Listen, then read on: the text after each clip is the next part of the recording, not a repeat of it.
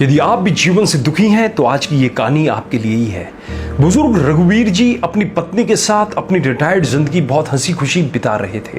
Pension से दोनों पति पत्नी अपनी जीविका से खुश थे। वैसे तो घर बड़ा था और उनके 3 बेटे भी थे और साथ में 3 बहुएं भी थी, मगर उनके तीनों बेटे अलग अलग शहरों में अपने परिवार के साथ व्यस्त थे।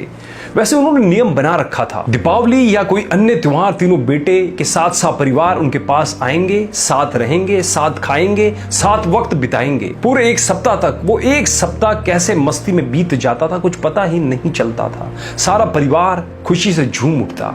अलग अलग भले ही रहते थे, मगर उस 1 सप्ताह में पूरी कसर साथ रहने की खत्म हो जाती थी। उन सुखद अनुभव और खुशियों के सारे रघुवीर जी और सुधा की जिंदगी सुखद थी, मगर फिर उनकी खुशियों को जैसे नजर ही लग गई। अचानक सुधा जी को एक रात दिल का दौरा पड़ा और एक झटके में उनकी सारी खुशियां बिखर गई। तीनों बेटे दुखद समाचार पाकर दौड़े आए। उनको सब क्रियाक्रम के बाद सब शाम को एकत्रित हो गए।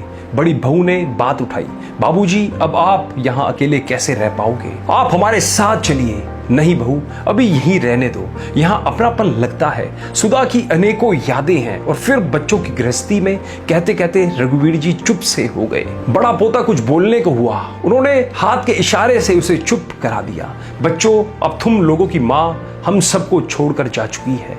उसकी कुछ चीजें हैं वो तुम लोग आपस में बांट लो, मुझसे अब उनकी साज संभाल नहीं हो पाएगी। कहते हुए अलमारी से रघुवीर जी कुछ निकाल कर लाए।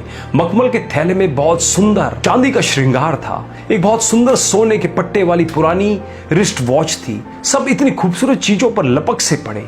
छोटा बेटा जोश में बोला, अरे ये घड़ी ये तो अम्मा सरिता को देना चाहती थी।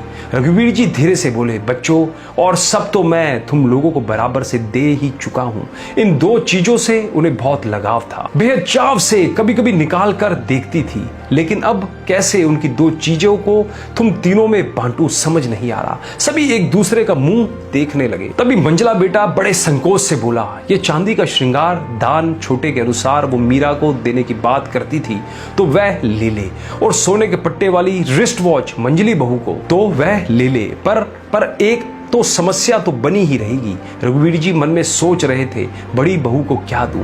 उनके मन के भाव शायद उसने पढ़ लिए। बाबूजी, आप शायद मेरे विषय में सोच रहे हैं। आप ये श्रृंगार दाद मीरा को और रिस्ट वॉच सरिता को दे दीजिए। अम्मा भी तो यही चाहती थी, पर नंदिनी तुम्हें क्या दूं समझ में नहीं आ रहा। आखिर तुम भी तो मेरी बहू हो, मेरी बेटी हो। बाबूजी, आपके पास एक और अनमोल रत्न है और वो अम्मा जी मुझे ही देना चाहती थी। रघुवीर जी की तरह दोनों बेटे बहू भी हैरानी से बड़ी बहू को देखने लगे।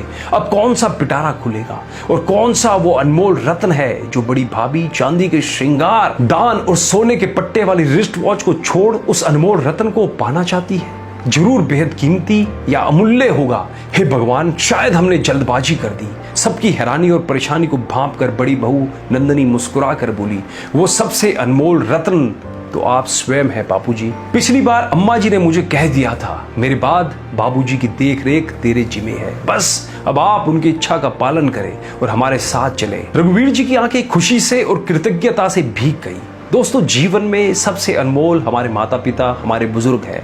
इनका आशीर्वाद, इनके अनुभव, इनकी सलाह, इनकी छत्र छाया किसी अनमोल रत्न, अनमोल धरोहर से कम नहीं है। आपका क्या कहना है इस कहानी के बारे में? आपके अमूल्य विचार अपने माँ बाप के बारे में हमें कमेंट बॉक्स में